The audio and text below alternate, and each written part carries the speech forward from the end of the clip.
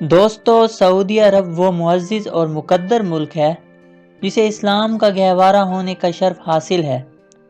مسلمانان عالم کے دو مقدس ترین مقامات مکہ معظمہ اور مدینہ منورہ اسی مملکت میں واقع ہیں۔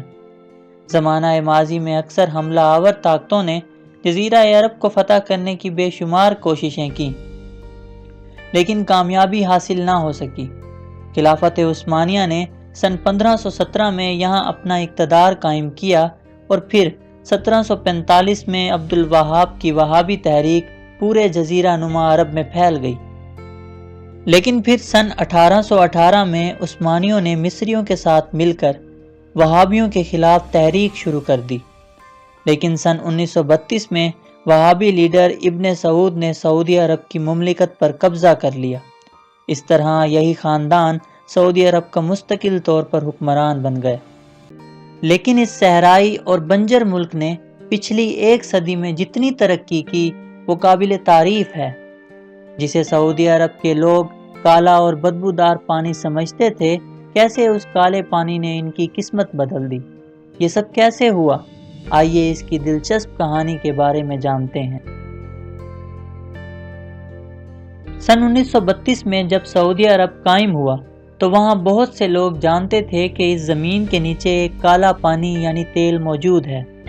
وجہ یہ تھی کہ جب لوگ کنویں کھودتے تھے تو زمین کے نیچے سے یہی کالا بدبودار پانی یعنی تیل نکل آتا تھا، لیکن یہ لوگ تیل کے علم سے لا علم تھے، اس لیے وہ اس کالے پانی کو یعنی تیل کو نعمت نہیں بلکہ زحمت اور مصیبت سمجھتے تھے۔ انہیں تو تیل سے زیادہ دراصل پانی کی تلاش تھی۔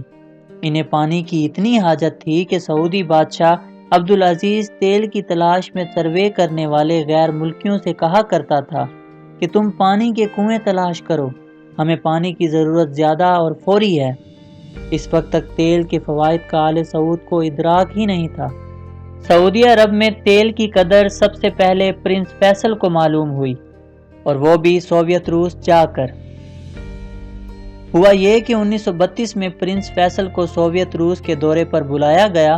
پرنس فیصل ماسکو گیا اور روسی ڈکٹیٹر سٹالن سے اس کی ملاقات ہوئی۔ اس دورے کے دوران روسیوں نے پرنس فیصل کو فیکٹریوں کا وزٹ کروایا اور ان کو پچھلے برسوں میں دیا گیا قرضہ بھی معاف کر دیا اور ان کو مزید امداد کی بھی پیشکش کی۔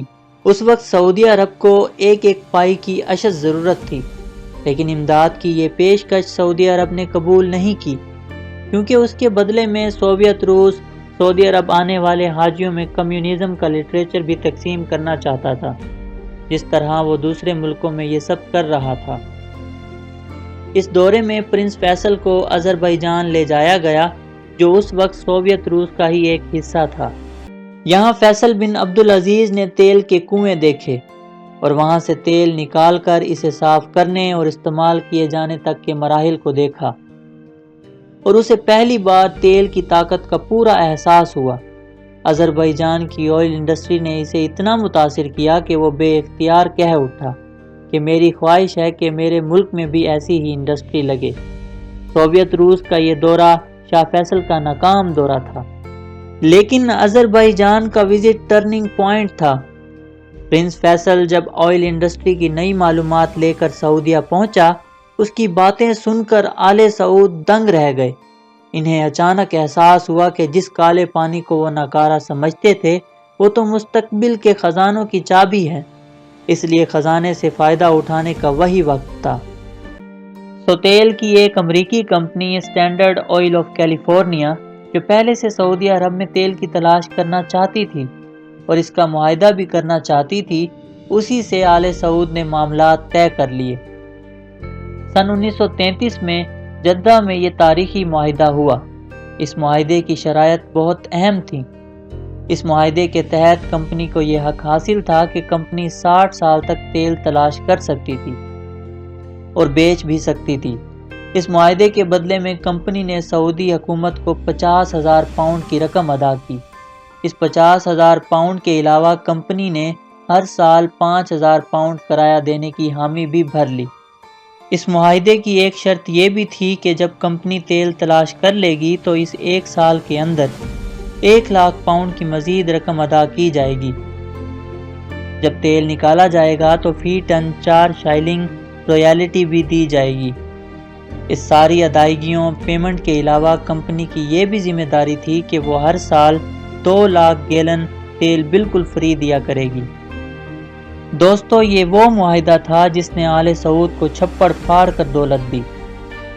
سعودیہ جو اس معاہدے سے پہلے معاشی مشکلات کا شکار تھا، وہ راتوں رات امیر کبیر بن گیا اور آج تک ہے۔ اب سعودی عرب دنیا کا دوسرا بڑا تیل پیدا کرنے والا ملک بن گیا ہے۔